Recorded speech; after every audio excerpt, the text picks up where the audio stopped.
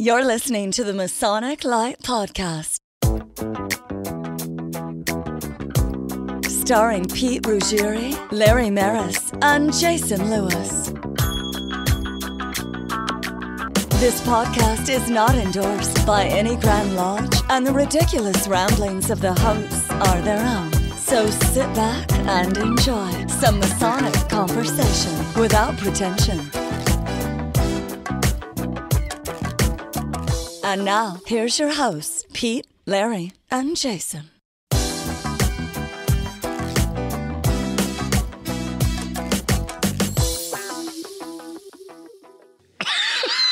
Hey everybody, welcome to episode 56. And what 56. And what could quite possibly be the last Masonic Light podcast recorded in my basement. Wayne's World. Monarch Studios. Wayne's World. But I don't believe that. I believe it's going to be like Kiss and Cher and everybody that had their farewell tour, and we're going to be here I'm not coming back again. We're packing up the gear tonight. Strong. Strong. Whoa. No, we're probably not packing the gear up. We'll come back and inventory and organize it all. All right. And mope. So I guess we'll cover that in a little bit, but apparently there's been some progress on Monarch or the new Studio 665. Oh yeah, 665. And you guys have to tell me about it because I actually have had nothing to do with it, and that's awesome. Your contribution is noted. Although we did put a yellow sticky on the wall with your name on it. Oh, good. Okay. Because we figured at some point we're going to ask you for money.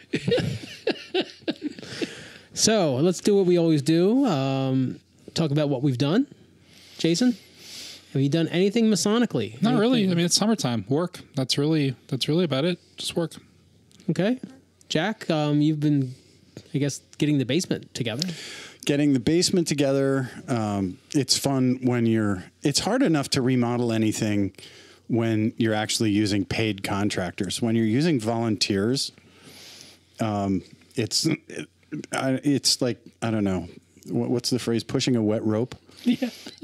Just trying to get everybody to show up and do things, and you really can't yell when somebody's not working hard enough. Yeah, poor. Yeah, exactly. I'm going to dock your pay. But poor Ron had. Go ahead. I've got to say, you've done a masterful job in doing everything you've done. Well, when it's all done and the lights come on, then we can talk about it. But okay. But poor Ron had the lumber and drywall scheduled to. That's Ron Carson of George Grove and Son. Roofing, siding, anything, windows, anything on the outside of your home. Wonderful people they are. Had it all scheduled for all the supplies to be delivered.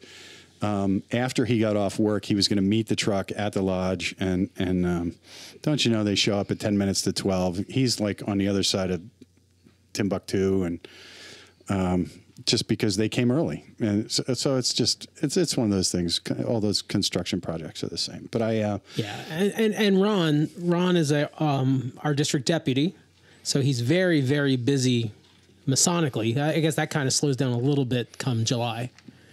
But he doesn't have a lot. I mean, he's still squaring off the edges, and he's got stuff that he's got to do. And his gainful employment, his time's kind of more at a premium than ours. Oh my gosh, yeah, absolutely. Yeah, George Grove and Son. I'm telling you, this is their busiest time of the year. Oh yeah, I mean, they've got crews out constantly. Did we mention that the district deputy works for George Grove and Son? I think we covered all that. Did we cover George Grove and Son? Well, they're located at 1219 Manheim Pike in Lancaster. And a big shout out. Thank you guys for donating the lumber and the expertise. So, because if we tried to build it. Yeah. Some of God's children just wasn't meant to swing a hammer, and that's us. So if you need a podcast studio built, you should call George Grove and Son at 717-393-0859. Look for the classic El Caminos. They cover all of central Pennsylvania, and I think for the right price, they'll go into Philadelphia as well. Maryland, Delaware. Yeah. All right. So in addition Enough to... butt kissing. Let's end. We love you, George. Speaking of additions, maybe you need a porch. Or something. So in addition to that, I'm also arranging this Central Pennsylvania in-gathering for the Allied Masonic degrees, which is also at our lodge. And it is sold out, which is wonderful. Including the return ticket? Yes. Did he handle that with you? That was great. Okay, great. So we're arranging that, and caterers and crews and who's helping with what, and so that's looming large. That's coming on August 11th, and on the 10th we're chartering a new AMD council out of Ephrata Lodge and Central Pennsylvania. So we're very excited about that. We'll have Yasser Al Khatib with us to do that, and it's all good. If you're a member of AMD and you'd like to be a part of the chartering ceremony, it'll be Friday night the 10th. Drop me a private message on Facebook, and I'll get back to you. So other than that, I'm done for the summer. Larry, have you done anything? No. Shocking. Hang on, Jack. You just covered what you did, but then you went into what you're going to do. I'm sorry. Man. So, Larry, you've done nothing. You've gone to. How was breakfast this week? I didn't go. Oh, yeah, it was good. It was good. So this is the week that the restaurant's actually closed. No, it was last week. Oh, okay. But the restaurant's closed, but our friend Kaylee is there. Yep. Cleaning. They close and clean for a week, but they let us still come in. But we have to bring our own breakfast. Yeah. But they do make coffee for us. Yeah. And let us mess up their bathrooms. We had over 20, didn't we? About 20, That was 20. the Thursday after 4th of July. It'd be the 5th of July. Yeah. It was the 5th of July. It's amazing how that works. And Troy baked a blueberry coffee cake that was outstanding. And everybody brought donuts. I mean, we had more damn food there than we did a little bit. And they probably are selling it this week. It's on the menu now. I think the most Masonic thing I did was I answered the phone the other day, and you guys know I don't like the telephone, but it was a phone call on Google or Facebook Messenger from Australia. So I had to take it because if it was an emergency and somebody needs a kidney 3 weeks from now, I wanted to be there. But Steve Austin. I love him. So thank you, Steve, for reaching out. Apparently, Steve has picked up a side. I think it's a part-time job, whatever. But he's working in a restaurant, like it's not our kind of gentleman's club, a real gentleman's club, not the kind where people take their clothes off. What do you mean our kind? Yeah. Central Pennsylvania. So yeah, apparently, he called me on his way home at 4:15 in the morning their time, and it was a fun conversation. He drives a Daewoo, everyone, so you can see that there's lots of money in podcasting, I guess. And I learned a lot of new terms, like this show is grass. The show is grass. Grass apparently means cool or good, really good. Okay, so that's all right. the Australian I picked up. Because what? I don't know. And beer. He didn't say he was going to have. He had a pint. They had a couple of cups of beer. Not cups. Not cups. What's jar? I think it was a cup. Steve, you have to correct this. It was cups or jars, but it was something bizarre. Mug, jug. Who knows what that guy's saying, anyways? I got a call from him 5:30 in the morning. This was months ago. My time, 5:30 in the morning. And it came in, messenger call, and I answered. I saw it was Steve. And it was nighttime there, and he apparently had been hoisting a few. And we had at least a half-hour conversation. He's a great guy. He's a really great guy. And you're right, Del. When Steve drinks, he becomes a little bit less understandable. I understood every word. But he says, yeah, you're the first person that said, they could understand me. Oh, yeah, he was all right. No, I definitely need Illingworth, I don't know, sometimes. No, I need Jack Aquilina to translate. Yeah, for all of those guys. Yeah, I'm pretty good with most. Sorry, guys. Most of Australia. It's when you get into Scotland and parts of Ireland, those guys, I have no clue. Speaking of, I watched 7 seasons of Offspring, so I can speak fluent Australian now. All right, so we're gonna take a quick break, and we're gonna come back, and we're gonna kind of continue our discussion from our previous episode. And we're going to discuss event planning. Hello?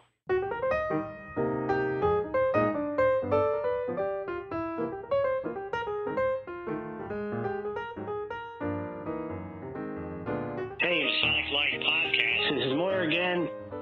I just listened to episode 53.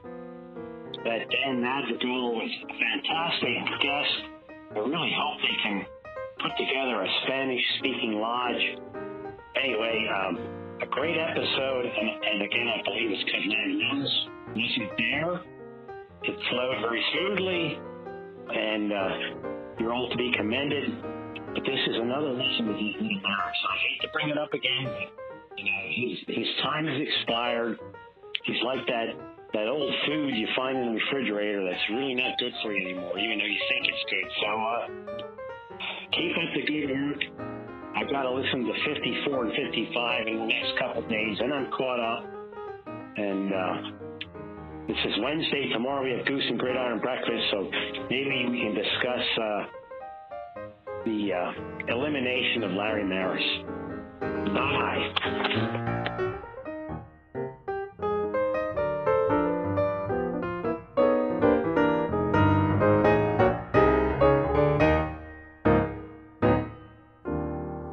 And we're back. And the subject that we're going to talk about, actually Larry is going to talk about it tonight. It's his topic, and he's going to run this, and the look of panic on his face is just priceless. Jason, get ready to edit out lots of dead air. Yeah, there's going to be some time. Come on, I want an easy one tonight. So the topic is project planning. And we talked about this a little bit in last show, that it's tough because nobody trains the leaders. You know, we have leadership training, but we don't really have leadership training. So project planning is something that comes up all the time. And I'm just going to throw it over to Larry and say, Larry, start us off. Well, one of the things, and we were talking about at dinner tonight with drinks, about the fact we plan that those drinks too. We all kind of unanimously agree that our lodges for planning any kind of event, for the most part, not entirely, but for the most part, are pretty devoid of being able to run events successfully. Like a lot of people don't quite know what they're doing. That's a broad brush to paint with. It is a broad brush, but pretty accurate. You'll get some kickback on that. But yeah, I expect to, but that's okay. Yeah. I would say that probably out of all the lodges in the United States alone, plus I'm not even talking about our friends in Europe or in the Far East, I would say that probably 80% of the lodges that are run by good people have difficulty in doing events. I really do believe that, seriously. Well, I mean, I would say that, you know, if our average member age is 70 plus, and it's probably closer to 80 in some of our lodges. I think that's a little high. But like when these men, it feels that way though sometimes. When these men joined, Freemasonry was like at its heyday, or at least way more popular than today. And if you had an event at your lodge and only 10% of the men showed up, that filled a room up.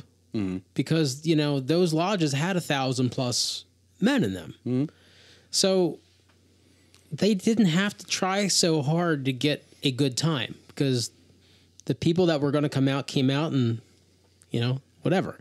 But now we got to try and stir up that other 90% who aren't going to show up, because our, what's my math term? My delta or whatever, my main number has changed. It's much lower.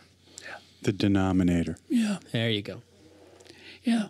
So we were talking about this, and actually, before we really get started, one of the things that Jack and I talked about too is we have a certain talent. We have talent within this room. We have been responsible for planning events. We have been responsible for working this kind of a system. I myself, in the past, was a professional fundraiser for Girl Scouts and for the Arthritis Foundation.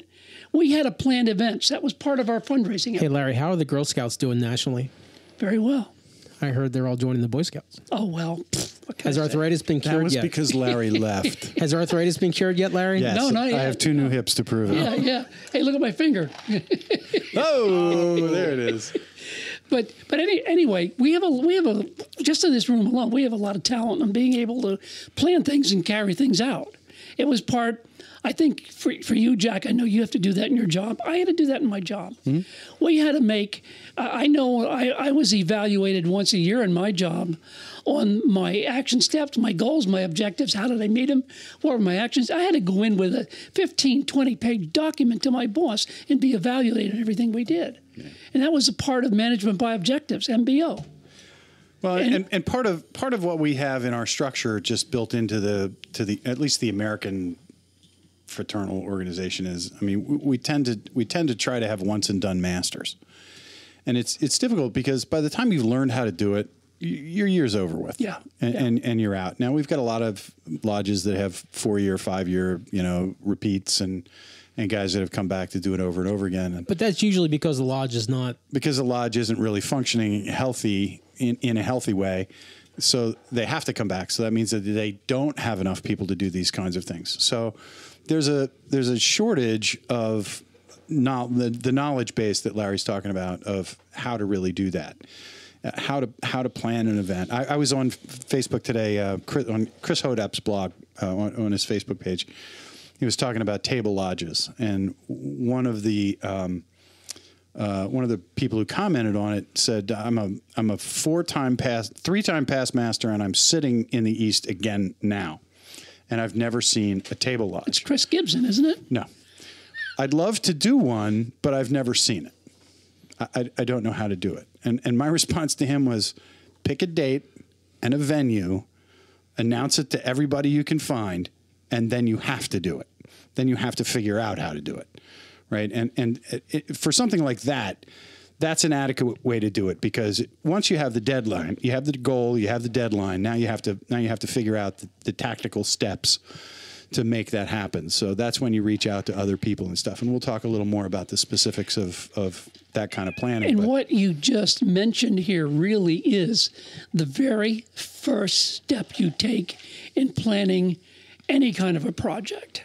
Identify the person like Jack who knows what they're doing and put them in charge of it. That's actually second step. Oh. First step is basically to have your goal and objective. You know what you said, pick a date, do this, do that. Yep. That's it. You've got to have a goal. You've got to do that. We want to have a table lodge on October 1st. Yep. Just whatever. That's your goal. That's your first step.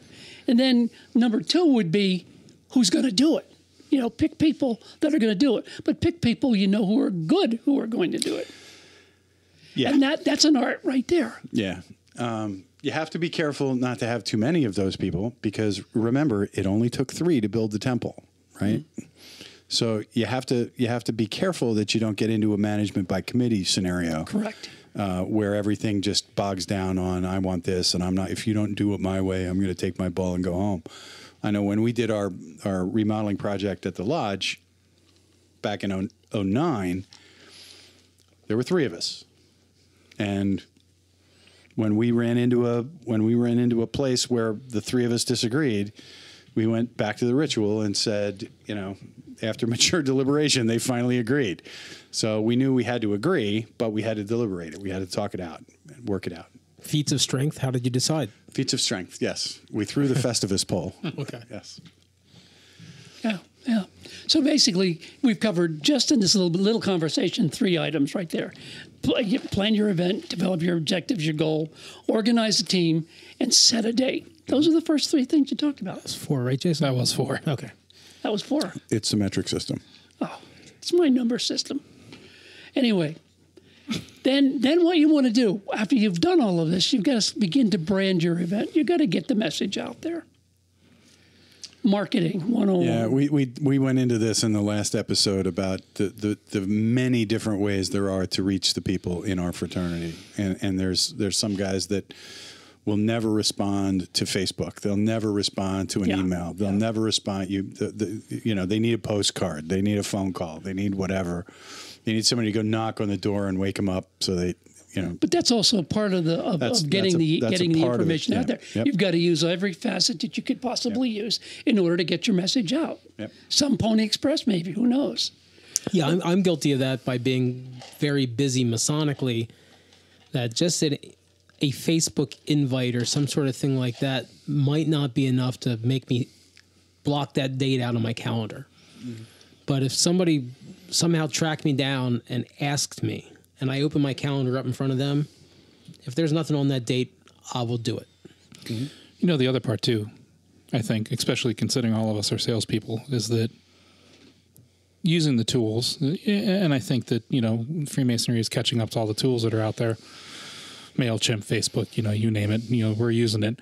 But, excuse me, we all have something else to do, right? Like and even though it's a Masonic event, we want to be supportive and go to them all. But the reality is that we don't go to them all, and we go to the ones that pique our interest the most. And I feel like if you just put a Facebook event, for example, there's a Masonic event online at the moment, and it's a particular event, and the event picture has nothing to do with the event, right? So it's like, that doesn't look very exciting. It's like, I don't want to throw anybody on the bus, but it's like, we're going to go do X, Y, Z, and here's a picture of ABC. No, it's not yours, because your guys are standing in front of a cave. Yeah, that's the cave. Exactly. Right. Because if they were in the cave, the photo would be crappy because it'd be too dark. It would be a cave. But my point being is, Well, that's now you're getting into the nuts and bolts of good marketing, right? And well, that would and selling it. Like, for example, Right. even though it's not necessarily, well, it's really not Masonic. It's Masonic in the sense that you do it. But what you do, right? Your Santa Stumble.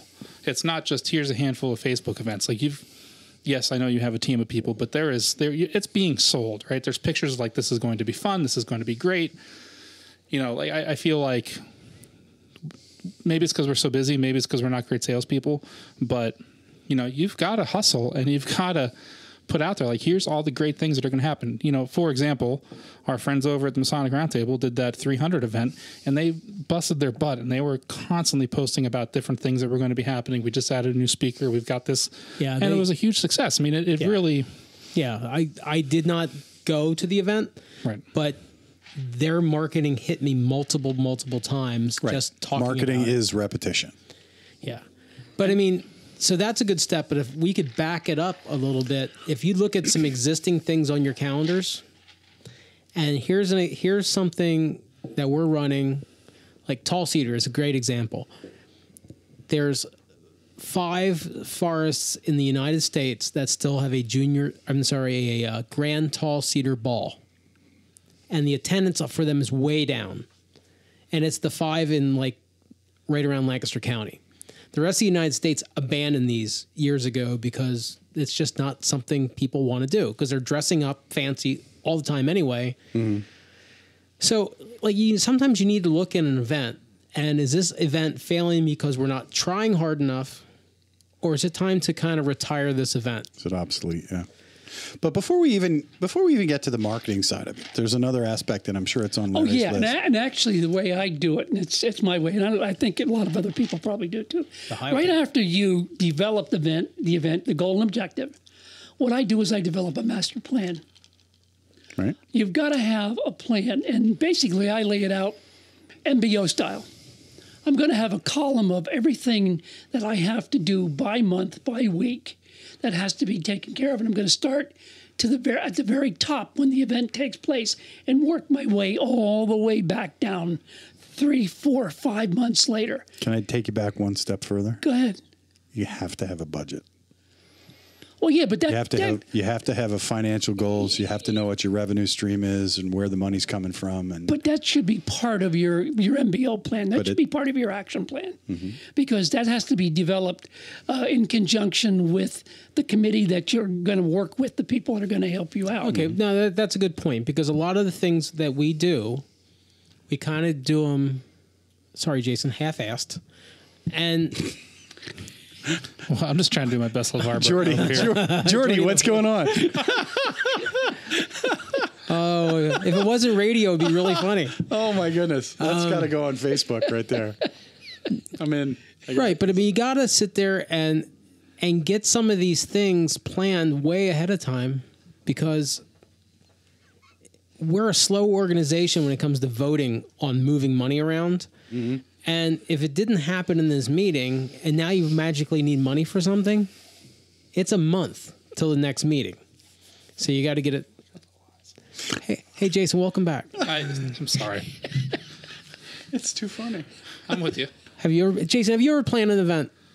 Yeah, absolutely. Any that worked? Successful? Oh. No, or any that were unsuccessful, or any that were successful? Oh, I did the early March lecture series, Yeah. and it was okay. There wasn't. That was successful. Thought it was great. There wasn't It was as good. many people there as I had hoped, but the other thing is that you learn from your mistakes too. And that's kind of the postmortem. After the event's done. And By the way, one event is not a series. Is there another? work. Poorly planning on Just it. saying. All right, just put a pin in that. Larry, add that to the end of your list. If it's not there already, the postmortem. Postmortem.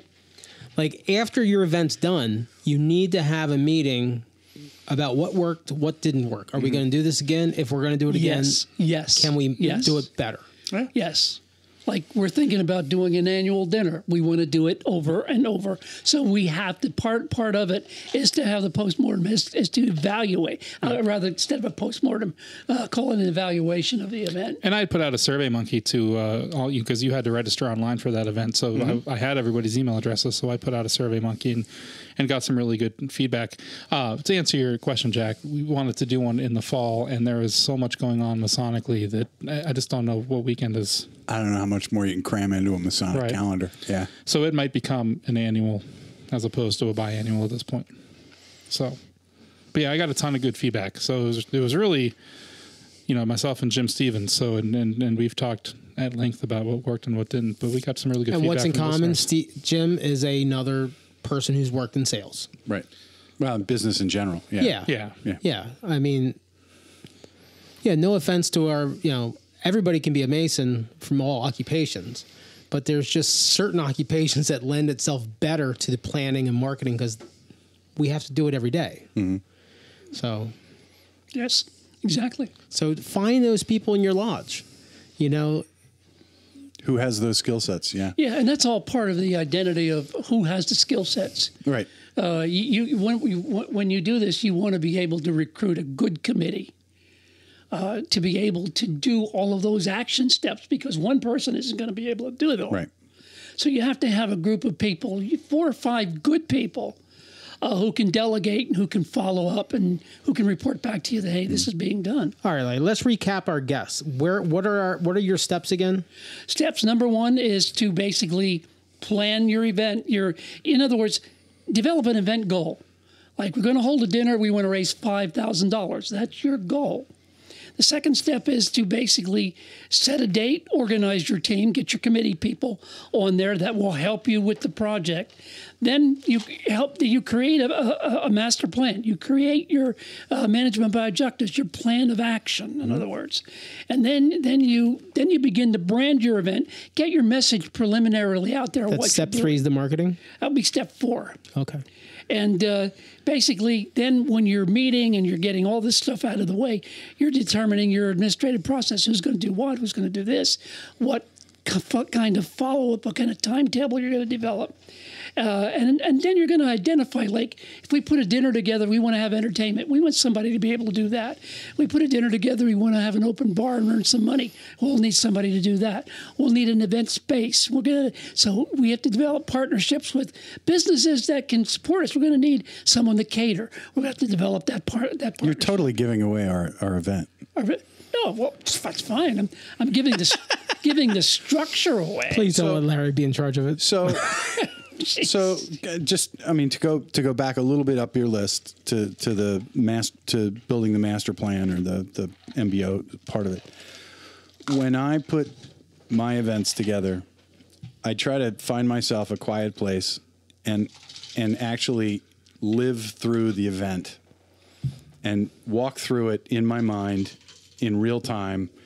And it's amazing how many nooks and crannies you find when you do that. Like when I was planning the Lodge in the Woods, okay, how are we going to do this? We're going to have to get all this stuff up there. So I'm going to need a truck. I'm going to need this. You're going to have to. Okay, and then the people come and they're going to have the food. So I got to have the food over here. So just walking it through in your mind, in real time, really a couple of times gives you an opportunity to really spell out how that event is going to unravel. And it opens up a lot of... And it sounds obvious, but like Jason mentioned it in regards to like a communication, our last episode. After you've planned it through and read it through your mind a bunch of times, show it to someone else. Oh, yeah. because, you know, I'll ask my wife and I have completely different skill sets. She's very analytical. She's a mathematician. She's just very, like, what is that, right brain? Whereas I'm like left brain. I'm very creative and just, you know, on the spot, free thinker. And, you know, so even like a Masonic event where she may not have that history before me, like, she always catches a few things that I didn't know I missed. Mm-hmm. So, well, it's one of the things talking about the dinner, and I think I shared this with you. I'm recruiting people, men and women. Now, women aren't Masons, obviously, but women get things done. And you're right, Pete. They're more analytical. A lot of them are more analytical than men are. And they have more of a desire to make things happen. Well, I'm not going to make a generalization about women in general. I've learned that lesson 100 times. Yeah. But I'm just saying my specific case, my wife's an actuary. She is a mathematician. Right. So that's just how her brain works. I'm a failed half-ass artist. Like that's how my brain works. And I can't trigger. You said half-ass twice this show already. So that's a full ass. Yeah, there you go. Oh, Larry. Yeah, and then, of course, when you're going along, too, always in the back of your mind, as you're doing all these steps, establishing your budget is very primary of importance as well. How many times have we been in a lodge when somebody proposes an idea? Let's have a sub-sale. No. Okay, well, I think Pete just had a stroke. No one has an idea of how many buns to do. Pete does, because he does this. Well, as an example, I was the voice of doom. The last time I ever went to the Lamberton Lodge Fellowship Night, I felt like the bad dad that came in and put his foot down and ruined everybody's party. Buzzkill. All these guys, everybody was talking about they were going to have a beef bar, a barbecue sandwich sale, and they're going to do it downtown on a certain night. Yep. And the money was going to go to this charity, which isn't a Blue Lodge charity, but we'll get past that a little bit. And it sounded great, but then nobody did the numbers. Like the cost of the ingredients, and then what we were going to sell, we were going to have to sell 8 million sandwiches to break even, and it was never going to happen. And tractor trailer of sandwiches rolling in it. If it was a really successful night, we were going to make $100. And my thing was, I'll pay you $100 tonight if we don't have this fundraiser, and then we can all just do something. And then it didn't happen. You know, it didn't. So, but anyway, that's it. Does a fundraiser make sense? Does an event make sense? Right, and that's the budget part, right? That's exactly. What's our revenue target? How are we going to achieve that? Exactly. What do we have to do? How many tickets do we have to sell? How many whatever? How much cost is going to be outlaid before we start seeing any money coming in? And do we need to seed money? Do we need to have corporate sponsors or lodge sponsors to kick into this? So there is a lot to these things, but I guess what I'm wrapping around to is, don't be afraid to do this, right? Because this is Blue Lodge. And the whole idea behind Blue Lodge is to grow as an individual. So if you're off-put by the idea of pulling together a project like this, take it as a personal challenge. Take it as a personal growth opportunity. Here's what you're building. I'm going to do something that I've never done before. And there's people out there that are willing to help you do this. I know any one of us would gladly help somebody who had an idea and wanted to do it. But I've heard so many guys saying, well, I've never arranged a dinner in my life, and I wouldn't know how to arrange a... Well, I've never done any of the stuff that I did either until I did it. Mm-hmm. So do it. And if you screw it up, then learn from it, because you won't learn from anything you don't do. So just do it. Just, pick a day, find a venue, declare to the world that you're going to do it, and then figure out how. It's really not that hard. And at the end of the day, guys, you're Masons and you're working with other Masons, and we're all there to help you. So don't be afraid to fail, because even if you fail, you're going to grow from it, right? Yeah, exactly. So let's kick this off to a break time, I think. Larry's got to pee. Well, speaking of some events, maybe we should listen to, there was an event a couple weeks ago, Past Master Night. Ah, We heard from Rick Bledsoe in the last episode. Yeah, we Yeah, did. It was a nice he cut he in. scolded me. Yeah, you were dissed. Bam. Oh, Larry. Okay, everybody. Larry's waving his hands. Larry's got got I to really, pee. hey, I had beer tonight. Oh! I really need to go back. All right, let's cue communication breakdown again.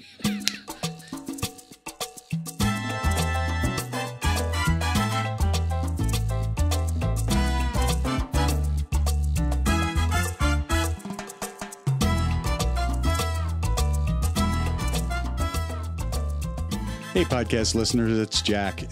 Hey, you've heard us talk about a couple of things. You've heard us talk about this new Studio 665 that we're working on, and you've heard us talk about project planning. So the first thing you should understand is that we did zero planning on this Studio 665 project. So from a budget standpoint, we have no money, and we're reaching out to our podcast listeners. If you like this show and you'd like us to continue doing it and maybe even get you a little better quality over the long haul, we'd really appreciate your kicking in a couple of bucks. I think one of our listeners set $13 as the go-to number for donations. So if you can, we'd really appreciate your kicking in just a couple of dollars. It doesn't have to be anything major, but just help us. If you, what did we say? A donation of $13 gets your name on a yellow sticky note that will stay on the wall for at least 2 weeks. So that's it. Thank you very much. And I think the next time you hear a podcast, it's going to be recorded at Studio 665. Yeah, so jump on our website, masoniclight.com, and you can follow the link for our studio. Money thing. Bye-bye.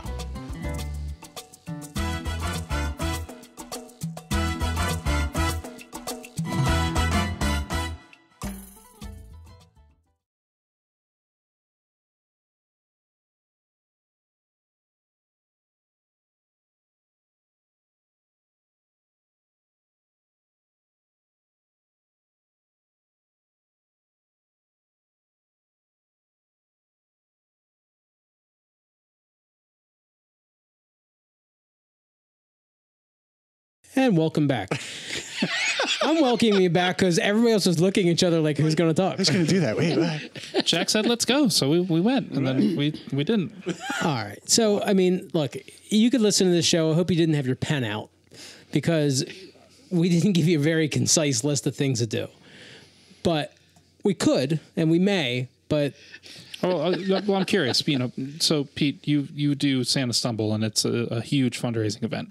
Probably one of the biggest fundraising events, shy of like, what's the big one that I'm thinking? Why can't I? The United Way campaign. The extraordinary give. Well, I would say for the fact that our most common donation is $10, like it's pretty amazing that we're raising $30,000+ because, you know. And the first year, what'd you raise? Oh, 1,000. Right. So what's the 30-second key to your success with that event? Why is it so successful at this point? I think just because it's fun and the like in any sales, word of mouth is the best marketing. So if people have a good time and they really enjoy themselves, they're going to tell other people. And the next time you do it, there's more people. Every year we've seen a steady increase and we've done nothing extra.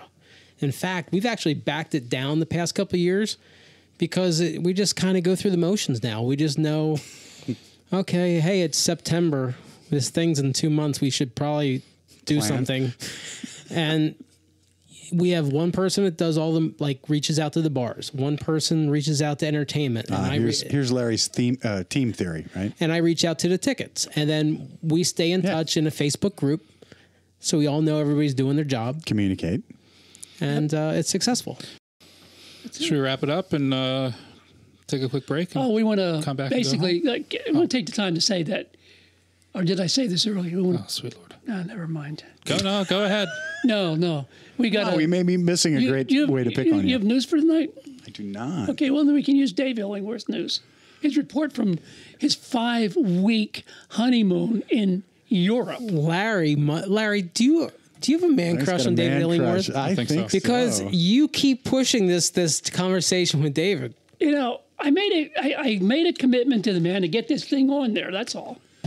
Here, Ask him to be our So Australian Larry wants to get it reporter. on with David Illingworth. so project Dave just got married. He's project like, planning number one. Don't promise something that you're not in charge of delivering.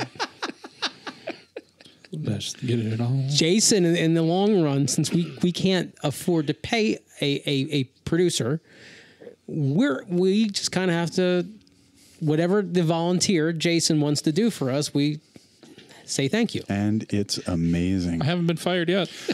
Right. By the way, now would be a great opportunity to drop your thank you to the guys at Goose and Gridiron. Yeah, so we heard, a plea for assistance to make Studio 665 the most awesomest podcast studio ever. OLMG.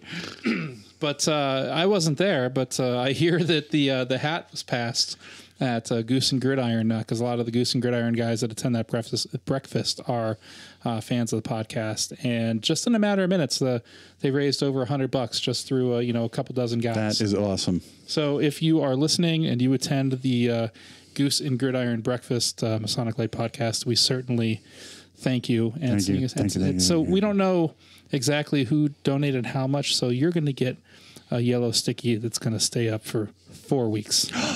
Wow. 4 weeks. Wow. Thank you guys. That was very generous and Absolutely. Do you think that we could call the money that they donated a gag gift? Gag.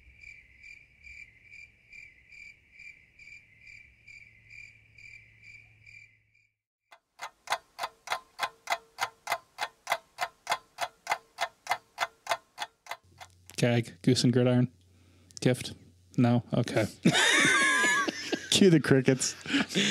yeah, you need to lay over some crickets over that. Like, is there a tumbleweed sound effect?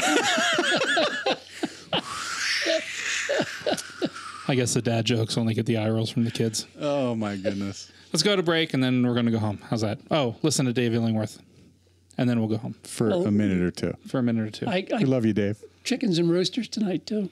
Oh God, we'll never forget, Larry. Oh yeah. No. There was chicken and roosters in the last one. Yeah, there's going to be again tonight too. I've got some good We're gonna ones start here. roasting those roosters. Oh, boy. We'll be back.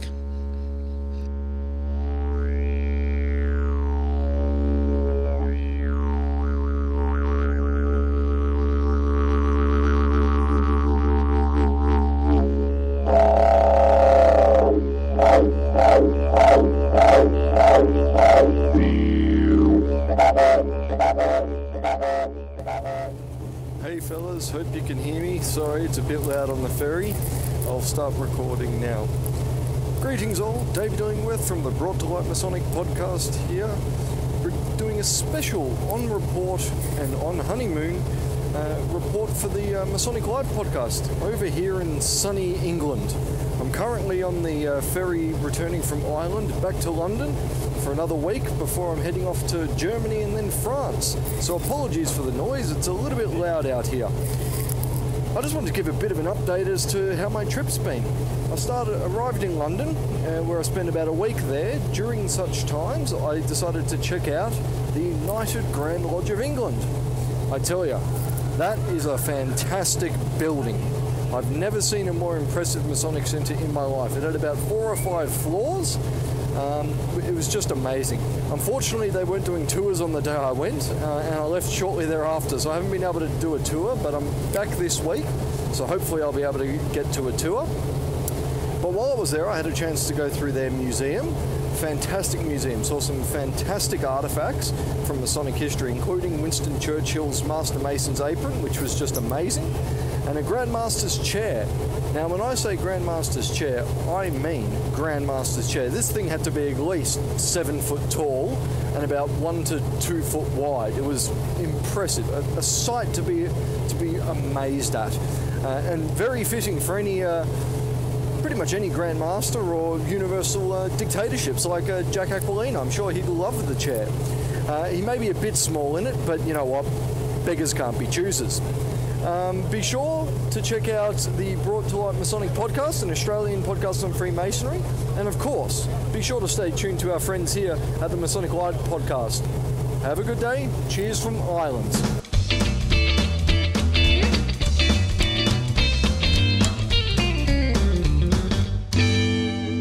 And welcome back, everyone. Yeah, baby. Episode 56, and we're wrapping everything up here in the studio. And sadly, it may be the last time in the studio. Violin music here. So we are calling off from labor. So we're not going to be recording our July 23rd episode, which would air on the 30th.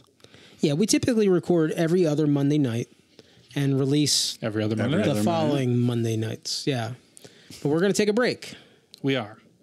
And hopefully we can get into the studio in the beginning of August, but maybe it will be the back half of August. We'll see how that pans out. No, it will be the 1st of August. It will be before the... And the goal is not just being in a new studio. And of course, the first episode, I'm sure, will be just us talking about the new studio. But we're going to have kind of a slightly new format. You guys just don't know about it yet, but we're going to have a new format. I mean, the people in the show don't know about it. My money's on the back half of August. We'll see. Jack is hopeful that we're going to be in there in early August. I told all the guys that are working on it that July 31st is the drop dead. So. Well, when we talk about what's going on in the next couple of upcoming weeks, I will be in Lexington, Massachusetts when we record in August. Are you kind of excited? You get to fill in, and you're going to like the motherland of Scottish Rite Northern Masonic jurisdiction. Yeah, so it's the Secretary Treasurer meeting, which used to be held simultaneously with the Supreme Council meeting. But yeah, it'll be fun. My boss can't go. I am sad though that while I'm in Lexington, Massachusetts, I will be missing the event you planned, the constituting of the AMD Council, which Jack invited me to come charter with him. Are we still going to let him in? Oh, what's it worth to you, Jason? You kind of got to be present. How about I edit, let me think about this, 46 episodes of a podcast I don't get paid for. Oh, fine.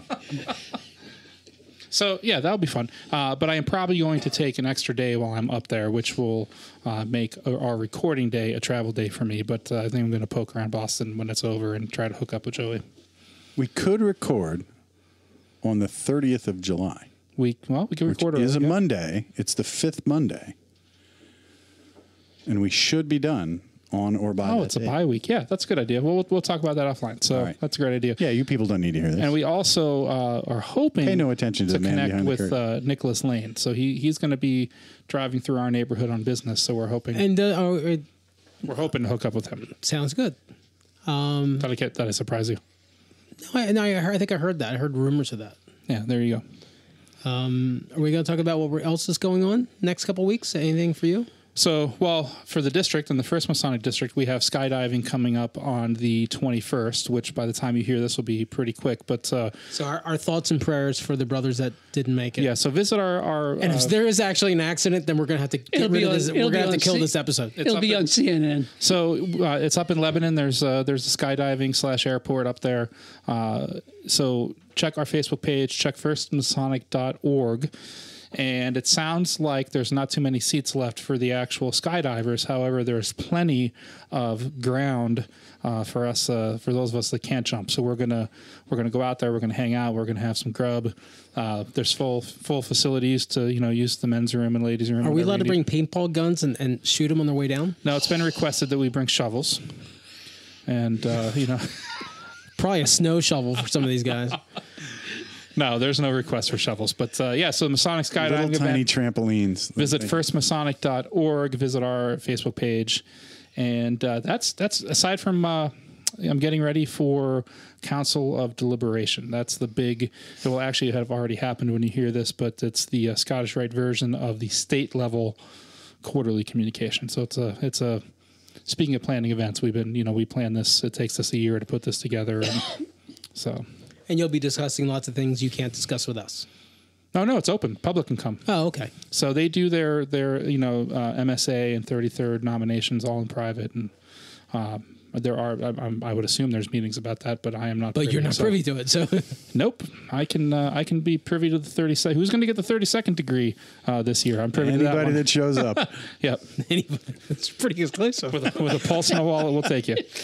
Absolutely. So we have the Cave degree coming up on September the 15th. Tickets are still on sale through Eventbrite. So go on eventbrite.com, type in 2018 Cave degree, and you should come up with it. It's a barbecue dinner. It's very nice. Cave exploration at Indian Echo Caverns. Easy, Pete. And I just got to tell you, like, even though there's a lot of cave, there are no scuba divers There's a lot involved. of negative cave things in the news right now. It's not. No, It's not that kind of cave. The elevation's really high. Yes. So we're going to be fine. Yes. God, pray for those kids anyway. But anyway, go on eventbrite.com, look up 2018 Cave degree, buy your ticket, come out and join us. Larry, you have nothing going on, right? Nothing going on other than Goose and Gridiron every Thursday. I have Tall Cedars. We have Ladies' Night coming up July 24th, I believe. Oh, yeah, I'll be at that. And once again, I have no idea why it's called Ladies' Night, where it's a picnic, the same as any other picnic. We're at the VFW, and we do a white elephant sale. But some reason it's called Ladies' Night. We don't know why. But it's fun. What do you get for an elephant? Yeah, it's fun. Yeah. White elephant sale and Chinese auctions. I think they're both like politically incorrect, but we're going to deal with it. All right. And then the in-gathering, I get to be, what is that, August 11th. August Saturday. 11. Yeah. I will be selling merchandise. I'll be downstairs selling scarves during the normal presentations. And other things. So you guys could sell my ticket if you need to. I had a couple other famous podcasters promise to send me their stuff to sell on consignment at our in-gathering. Nice. I have not. So by the heard back time you from hear them. this, get that in the mail. Yeah, please. And then for the AMD portion of that in-gathering, where it's just AMD members only, I will be I'll be an actor in one of the degrees. Yes. I will be the Tyler for the Order of the, not the Scarlet Cord. I'm in that, but You're doing St. Lawrence? St. Lawrence the Martyr. You guys are doing St. Lawrence the Martyr, and what's the other one you're doing? Another one. The Noah one? I don't know. Yeah. I'm so... Well, I'm only in. I'm going to be downstairs washing dishes, so I'm so bummed I'm not going to get to see these. Yeah, so I'm only in the one. So I have to put my tuxedo on, so you guys get to see that. That's a treat. Fabulous. Oh, I know another event. It's not nearly as exciting as the AMD in-gathering, but if you are in the central Penn area, there's a handful of guys from Lamberton and myself that, I guess I'm in Lamberton too, that have been doing a really loose get-together for coffee on Saturday morning. So kind of following the success of Goose and Gridiron. So if you're out and about and want to do coffee... coffee with chumps? Coffee with your chumps. Coffee with your chums. It has been nicknamed Coffee in the Craft, and once a month we go down to the barbershop, or one of our brothers is a barber, and a couple guys get their hair cut. So it's a lot looser. It's not always necessarily the same place, but keep your eye on Facebook, and we can share the next get together of that. But about half a dozen of us get together, and we hang out way too long till get together at 8:30, 9 in the morning, hang out till noon, 1, drink coffee. It's a good time. Yeah, have fun. Nice. That's not very nice. Too early. You don't have to come for How often do you have to get your hair cut? once a month. We go down to the barbershop and guys can get their hair cut. All right. I haven't seen it. I haven't gotten an invite yet, so we'll see. You just did. Oh, there we go. Yeah. Well, I will in a week when we hear this. Larry Hudson is kind of the main organizer, and he's doing a good job. He's an organizing kind of guy. Getting everybody together and, just grassroots organic. It's fun. Larry, take us out of here. All right. Cue the chickens. All right. Chickens, music. All right, let's go. please. Thank you, everybody. Good night. All right. See you later. All right, here we go. I want to pay special thanks. This may be our last show at Monarch Studios. And I want to thank Lady Stephanie for tolerating us as long as she has. Yes, true that. And we should yell as loud as we can. brother Pete for making this available. It really has been a fun thing to do. It really has. To me, it's been one of the highlights of my my journey in Freemasonry. So Rocco's really going to miss not having Jack here to bark at. you mean having Jack not here to eat? Bring a picture. Yeah. Put a fez on and bring a picture. Also special thanks to Jason Lewis, our producer, who always does a great job. Jack Harley, our news director. Who slacked? Who's been, yeah, well, I understand you're managing the building project, and we're not picking on you at all. Also want to give thanks to our staff physical fitness trainer, Yeah. Ida Give Up. Okay. All right. That was good. All right, finally. Our 401k statement analyst, Dowson Burnham. A special shout out to, I have a friend that's retiring from air traffic controller. Real good friend. We were in the Navy together. Yolanda, you lucky.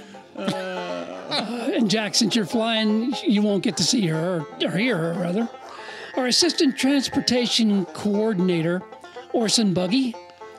And to our anger, I like that one. our anger They've gotten management, better. He must have hired a comic. Worked on this week. to our anger management coach, Kirsten Hollard.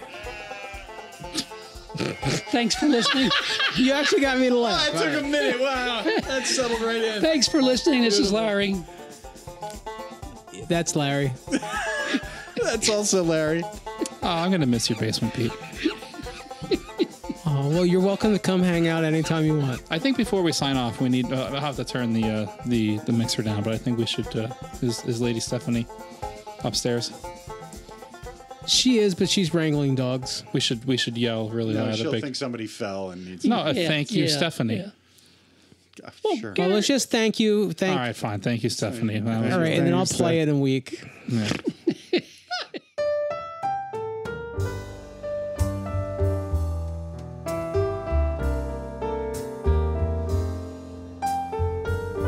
For last time from Monarch Studios, this is Jason Lewis. Jack Harley. Larry Mears. Seth Anthony. See you in the new studio. Bang.